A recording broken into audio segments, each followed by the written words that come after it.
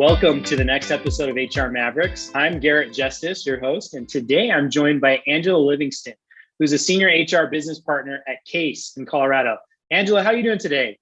I am fantastic. I'm so glad to be here, Garrett.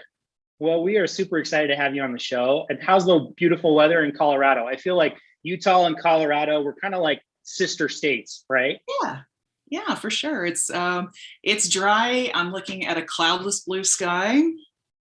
Love it. It's a little chilly sometimes, still gets a little warm sometimes. So perfect fall. Love it. Well, we're excited to have you on the show today and really excited to jump into our topic. But before we do, tell our listeners a little bit more about your career background and also what CAES does. Sure. So I have been in HR for just about a decade. I'm a little late coming to finding my calling. But now that I'm here, I absolutely love it. And, I encourage anybody who's changing career tracks not to feel like you're starting over from scratch, because you can use everything you've learned up to that point, guaranteed. Mm-hmm. I've been with my current company, CAES, for just under 3 years now. And CAES is spelled C-A-E-S, not C-A-S-E, but we pronounce it CAES. And what we do is provide the analog and radiation hardened technology primarily to the United States as defense products, but also other services. The division that I work in is the Space Systems Division, and we put a lot of really neat stuff into space. And we also support healthcare equipment that's being used to fight COVID right now as well. I love it. I mean, so valuable and very, very cool business. I mean, you were telling me before we jumped on here, you even have parts on the Mars rover, right? Mm-hmm. Yep, Mars rovers and solar orbiter, all kinds of satellites, right? Very cool. Yeah, I looked at your LinkedIn company page, and I think the only words that I really understood from the high technical, wording there was just missile defense radar. So there's something in the range of missile defense and space, and it just sounds cool, right? Yeah, a lot of our work is defense work for the United States government, through the prime contractors, and we're a subprime contractor. So, yeah, I've got a lot of employees that have security clearances, and we've got cleared facilities and all that kind of stuff to work with. Very cool. Well, we're excited to dive into this topic today and kind of tap into that knowledge that you have. But before we really jump into this, one of the questions I really like to ask people is, what made you choose a career in HR, and what's kept you in that career so far? Oh, well, that's easy. I thought you were going to ask me something hard. Like most HR people, I got into it because I'm addicted to helping people, and I'm not well suited for things like being a doctor or a nurse. Mm-hmm. And I just don't think I can quite handle social work. Honestly, just probably not for me. I could probably do it for about a week. But I wear my heart on my shoulder too much to do that on a day in, day out basis. And I just don't manage the stress of healthcare very well. So, I found that in HR, I have the opportunity to really help people through some rough stuff, both at work and in their personal lives. When we're dealing with disability things, we're dealing with, everything from like, I just don't understand why I'm not getting promoted, to, my parents are getting older and I don't know how to deal with it. Right. Yeah. Just all of the stuff, right, of being human that you bring to work with you. And I love that. And I think it's so common among so many HR professionals who I've spoken with is there's just a innate desire to help people. That's one of the things I love about HR so much is you have the opportunity to do that. And you have so many awesome people who are just not self-focused, who are service oriented and wanting to help the people around them. And it's so needed. So with that, I'd love to jump into our topic today then. Our topic is, you and I discussed, what do we talk about today? You kind of posed this idea of discriminating tastes or unconscious bias. And so to really jump into this topic, which I think is a great one, I'll tell you too, the first time I really heard that term unconscious bias, maybe not the first time, but the first time I really started to understand it was maybe 5 years ago. The company that I was at previously actually brought in a consultant to tell us more and teach us more about unconscious bias, and had us take a test to identify where our unconscious bias was. And I thought it was an awesome activity and opportunity. So I'm excited to dive into this and really talk about this topic today. So the first question I have for you to really set the stage here is help us understand what unconscious bias really means and why it's important. Yeah. So like you, 10 years ago, I never heard of it. Right. And I learned about it at work. I was working at Shell at the time, and they have a really diversity and inclusion minded business. And so they have specialists in-house that will come teach you these things at different teams and whatnot. So I really lucked out by getting a lot of great training from them to get me started down this path. I think the best definition I've ever heard of unconscious bias is the simplest, which is simply judgments and behaviors towards others that we're not aware of. Just that simple, right? Yeah. Now you can get a little further into this because, the things that we're not aware of are still hurting people, right? So this gets into your question about why is this so important? Over 20 years ago, we started seeing surveys being done about how the same exact resume with a different name on it was responded to differently by people, right? And unfortunately, Bloomberg reported this year, July of 2021, that that's still happening. It's still happening. Black sounding names are not getting the same amount of callbacks as white sounding names, right? And female names don't get the same callback rate as male names. So, a Jose, a Juanita, a Jamal, a Jane, they're not going to get the same callback with the same last name as a John, right? So a John Smith is going to get more calls than a Jamal Smith or Jose Smith, right? And that's just not cool, period, right? Because clearly we're making decisions on something other than what's on the paper in terms of qualifications. And that is something I want to help people understand how that happens and how we can help keep it from happening in the future. And so that hopefully the next time they do these surveys, it doesn't happen. Everybody's getting the same level of callbacks because it's the same resume, right? Yeah, no, this is great. And I love this topic. I think the key piece of it too, that you really point out is it's unconscious bias. So it really means like, you might not be aware that this is going on, but if you were to do, that test, you might, of the resumes, like you kind of just described, you might see that like there is a difference there, right? And so I think that's a key piece of it to really make sure that we understand as we talk through it. So the next question I have for you is really, how can you know if you have an unconscious bias like this? Because it's unconscious, it's not something you can just think back on your behavior, right? And say, oh yeah, I could have done differently then. How do you really identify these biases? Well, the first thing I tell you is that you have one. You have at least one, because we all do. There's this little thing shaped like an almond in your brain called an amygdala. And that funny little word comes from almond because that's what it was named after, is its shape. And there's really actually two of them, one in each hemisphere. And what these little guys do is they sort information. That's their job. And they do it really, really well. They sort information super fast because back when we were like barely walking upright, its job was to identify scary things and get us out of the way, right? So it kicks in your fight or flight kind of responses, right? It's related to memory, it's related to learning, it's related to emotional processing.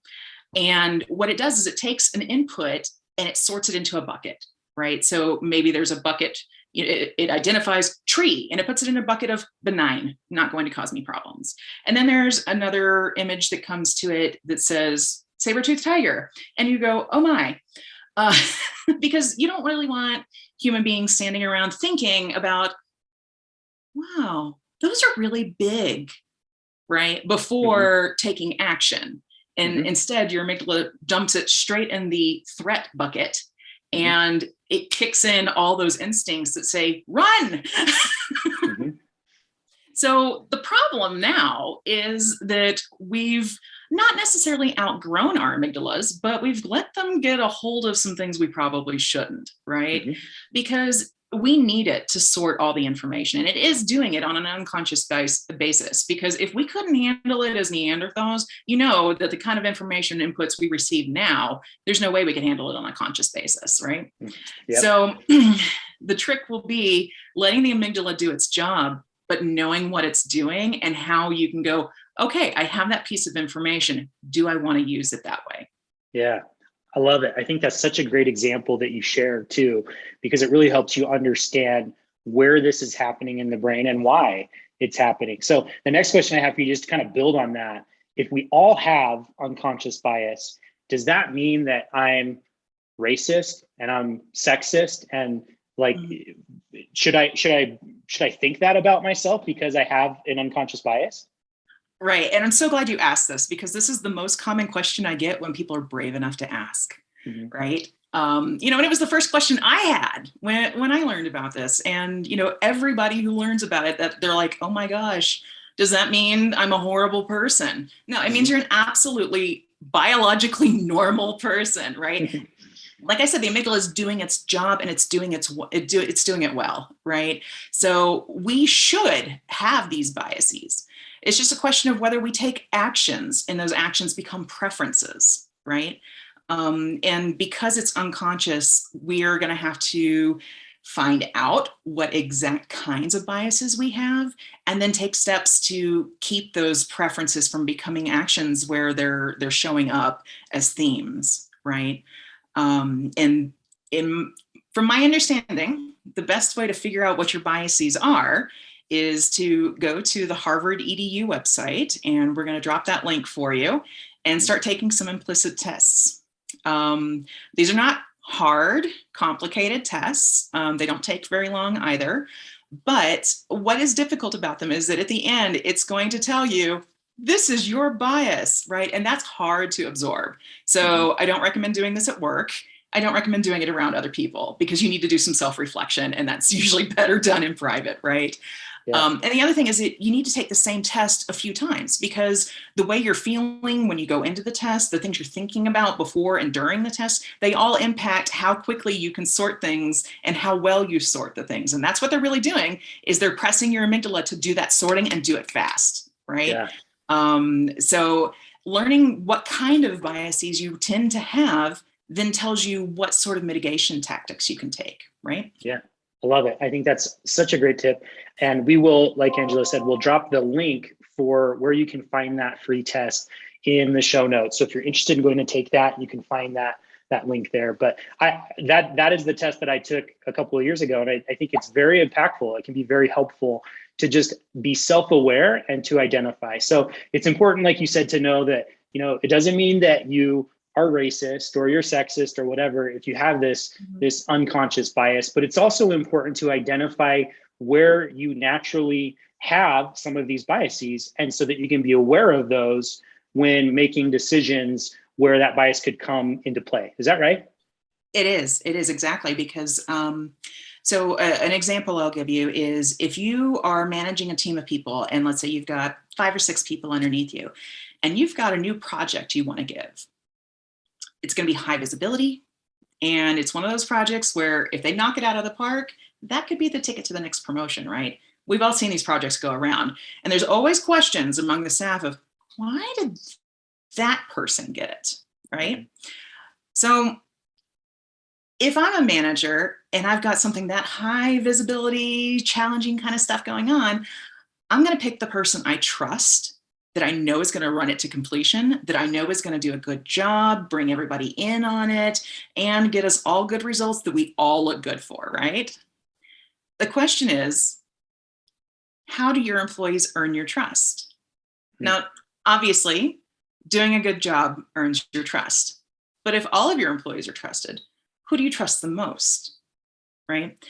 For this example, I'm going to talk about an affinity bias. An affinity bias is, saying that I tend to prefer people who are like me. It's a very common bias to have, and it's completely reasonable. Many of us gravitate to people that are like us in some way or fashion. So if one of my employees is well trusted, does a good job, but is not my preferred person, then the question behind that becomes, if I don't give them that promotional type of project, is it because they're not my preferred person because I didn't give them the previous project or the previous project to that? So you can see how these start to add up into a much more cumulative problem that can actually change the trajectory of somebody's career simply because they're not as much like their manager as somebody else on their team. Yeah, I love that example. And I want to get to, kind of the next question of just how do we overcome and mitigate this? But before that, I want to talk just a little bit more about other ways where you have seen this unconscious bias present itself, especially in the world of like small business HR. You talked about hiring, the hiring process. I think that's a very clear one. You talked about this example of individual managers, but especially this podcast, we have a lot of small business owners and HR people who are listening to this. So where are some other ways unconscious bias commonly shows itself in work that they're doing? Right. So one of the things that I always recommend to folks in any size HR company is to do look backs on things like underperformance and on discipline and that sort of thing, because it's real easy for bias to creep in and no one notices, right? So just as an example, if you go back and say, look at the discipline that you've issued over the last year or two, you may find that it tends to be middle-aged people, right? And, or you may find that, it's something a little more traditional, like, we talked about the issues that Blacks and Hispanics tend to run into, right? It could be that young women are not being given training opportunities.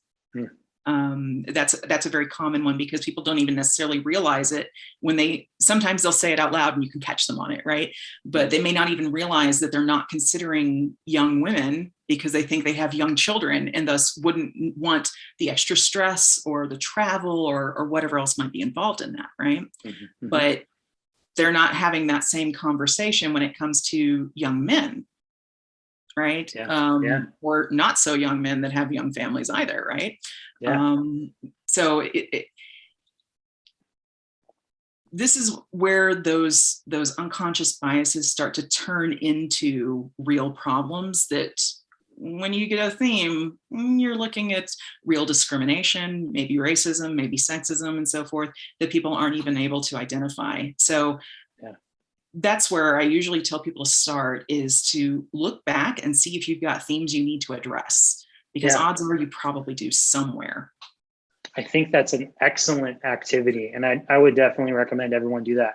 As you're talking about that, I'm starting to think back on, experiences that I've had throughout my career. And I think I'm going to spend some more time after that doing, even more self-discovery. I think it's healthy to do that every once in a while so we can identify those themes like you talked about and avoid those situations as they present themselves again in the future. So I love that. So I want to get back to that previous question. You talked about this, how it could present itself, as a manager or in the hiring process. So what can we do about it? Like, are there easy ways that we can overcome or mitigate this? I think you talked about identifying those themes, but what else can we do to really help overcome this?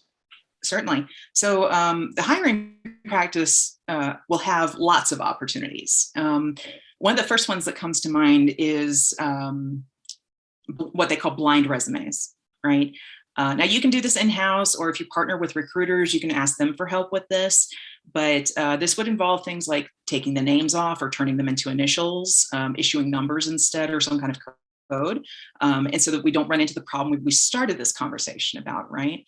They will remove pictures from resumes. And just as a free public service announcement, don't put your picture on your resume. Don't do it. Don't give anyone an extra reason to toss it, right? And that goes on both sides, right? You don't want your managers just not even knowing why this resume doesn't look as good as this other one, right? And it's because they don't like the picture, right? And it may be simple, like, I don't like the color of the shirt the person's wearing in that picture, right? So, I mean, and that's the problem with unconscious bias, is not only is it unconscious, but it can be about any aspect of humanity. It doesn't have to be one of the protected classes, right? And then there's no recourse if the manager doesn't like the color of the shirt you're wearing, right? So, and a blind resume is going to make sure that, if there's a reference to a sorority, that, anything that's, gender related gets pulled out, or especially if you've got something like a chairwoman position, they'll turn it into something more neutral. And this can happen with ethnicity as well, and religion, of course. If a lot of times volunteer work will reference houses of worship. And also some memberships will reference ethnicity or religions and whatnot. And I'm not saying that it's not something you want to put on your resume. If it's good experience, put it on there. But if you have the opportunity as a company to blind these resumes to a lot of this sort of thing, it's really not hard to do. They just blackline it, right? Or take little adjustments out. Simple things like, in your application process, stop asking for graduation dates. Yeah. If they graduated, that's a yes or no question. And that's really all you care about, right? Yeah. So, it boggles me when I see how many companies are still asking for the year that you graduated. Why do you care? Yeah. Yeah, that's interesting. And I love that example, because I think that that's a very tactical example that many people could start to implement in their hiring processes that can help eliminate or reduce this unconscious bias that naturally takes place. Like you said at the beginning of this, that a recent study found that it's still happening today at many companies. And so love that example. Are there other examples that you have of ways that you've seen companies successfully mitigate this? Honestly, one of my favorites is calibration sessions.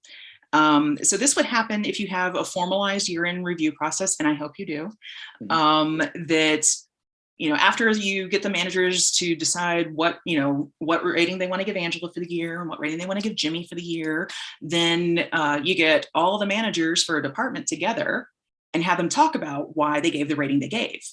And this gives the opportunity for Joey's manager to tell Angela's manager, hey, I think Angela's actually exceeding expectations, because I don't think you're aware that she goes above and beyond for all of us, and she's still getting the stuff done for you, right? And it also gives the opportunity for the other way around. Like, it's great that that Joey gives you all the things that you want, but no one really wants to work with Joey. Let me tell you why, right? And the beautiful part about being an HR person in these conversations is that you get to ask questions, right? I love asking questions. I think it's just an inherent part of being in HR, right? Is to dig and poke and prod.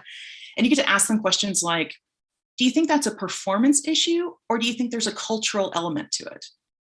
Right? Yeah. And it's amazing, because you can actually see the light bulbs go off over people's heads when they're like, oh.